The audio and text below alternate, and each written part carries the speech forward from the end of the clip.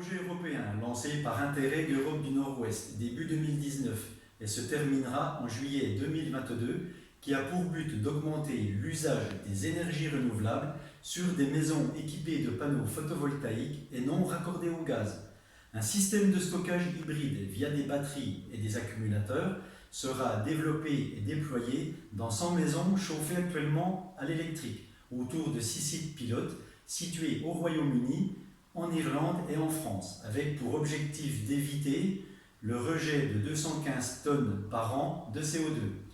Le rôle de Neolia, lauréat de ce projet en partenariat avec EDF, consiste à équiper 14 maisons individuelles non raccordées au gaz, situées dans les environs de Montbéliard, de radiateurs intelligents intégrant une batterie, produit développé par la start-up Lancet basée à Grenoble, et d'installer des panneaux photovoltaïques en toiture qui produiront de l'électricité verte pour faire de l'autoconsommation.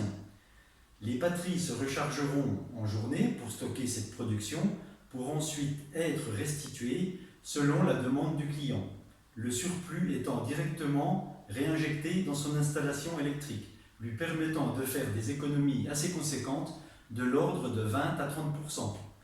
Un suivi des consommations sur plusieurs mois, grâce notamment au compteur Linky, déployé par notre partenaire Enedis, et des outils de communication développés par EDF Recherche et Développement permettront d'optimiser les flux avec le réseau national et d'effectuer des analyses très fines et poussées sur les comportements à adopter pour changer certaines habitudes et réduire nos rejets.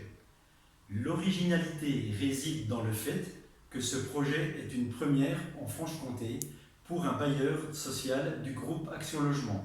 Cette expérimentation s'inscrit totalement dans une démarche RSE innovante, éco-responsable et respectueuse de l'environnement.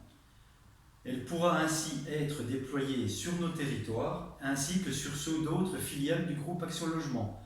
Pour terminer, le montant total des travaux s'élève à 330 700 €, dont 60% seront financés par l'Europe. Les travaux seront réalisés courant du premier semestre 2020.